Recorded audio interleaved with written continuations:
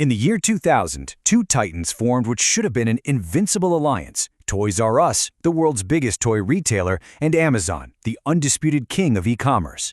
But just 4 years later, that dream partnership was dead. What killed it wasn't a competitor, but a fatal flaw buried deep in its own DNA. Today, we conduct the autopsy. Just look at this. The promise was a 10-year exclusive partnership to completely dominate online toy sales. The reality? 4 years in, Toys R Us was in court desperately trying to terminate the very deal that was supposed to secure its future. So how do you go from a decade-long vision to a bitter lawsuit so quickly? That gap? That's what we're here to investigate. So, what really killed this supposedly perfect partnership? See, our central question isn't just what happened, but why. We're going to dissect the court records to find the root cause of death. And here's a spoiler: it wasn't the market. The poison was baked into the contract from day one. Okay, let's begin. Section 1. A dream deal's demise. We need to examine the conditions that made this whole thing seem like such a sure bet. Moving on to an alliance of necessity. To really get why this failed, we have to go back to the year 2000, and it is absolutely crucial that we analyze the logic of the time without the benefit of hindsight. We need to see the world exactly as they saw it. Here's the core truth. This wasn't a partnership of strength. It was an alliance of mutual desperation. You had Toys R Us, a retail giant that was getting absolutely hammered in its first attempts at e-commerce. Their own CEO testified they were getting sales but, quote, could not deliver the product. At the exact same time, Amazon was hemorrhaging money in the toy category. They had the tech, but no clue which toys to sell. And I mean, they were hemorrhaging money. $39 million. That is the staggering loss Amazon recorded on unsold toys in 1999 alone. They were sitting on a mountain of unwanted products. It was a logistics nightmare. They desperately needed the merchandising genius that only Toys R Us had. So on paper, the deal was beautiful. It was elegant. Toys R Us handles picking the toys and managing the vendors. Amazon handles the website, the warehouses, the shipping, all of it. It was like two perfect puzzle pieces clicking into place. Each company solved the other's most painful, most critical weakness. And they moved at lightning speed. The first call was in May of 2000. By June, executives were hashing out the deal structure in a meeting at Chicago's O'Hare Airport. The final agreement was signed in August. Why the incredible rush? One reason: Christmas 2000. It was a non-negotiable deadline. As one witness testified, if that site wasn't running by September, there was no purpose in making the deal. Now we get to it. Section 3. The contract's fatal flaw. Because buried inside that rushed agreement, hidden in the legal language, was the cause of death.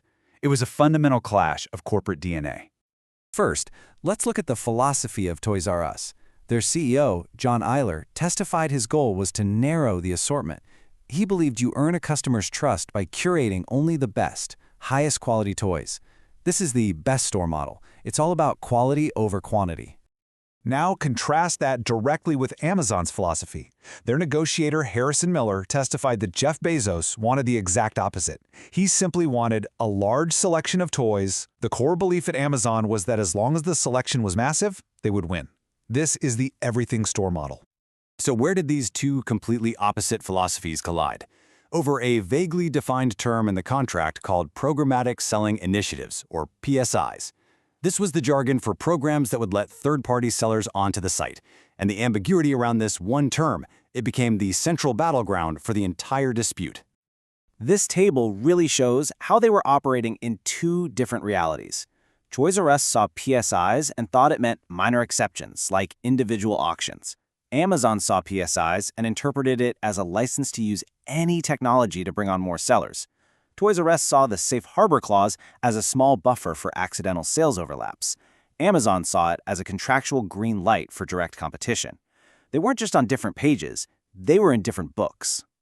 And that brings us to Section 4, Technology's Trojan Horse. Because that contractual ambiguity, it became a weapon. And Amazon's total control of the technology platform was the delivery system. Listen to this testimony from Amazon's own negotiator. It is crucial. Everyone understood it was Amazon's platform, it was Amazon's technology, and it was Amazon's to control. Then he added by Toys R Us may not have fully appreciated what that meant. By building his future on Amazon's platform, Toys R Us had handed over the keys to the kingdom. The court records lay out Amazon's playbook in 4 simple steps. 1. They develop new tech to easily add third-party sellers. 2.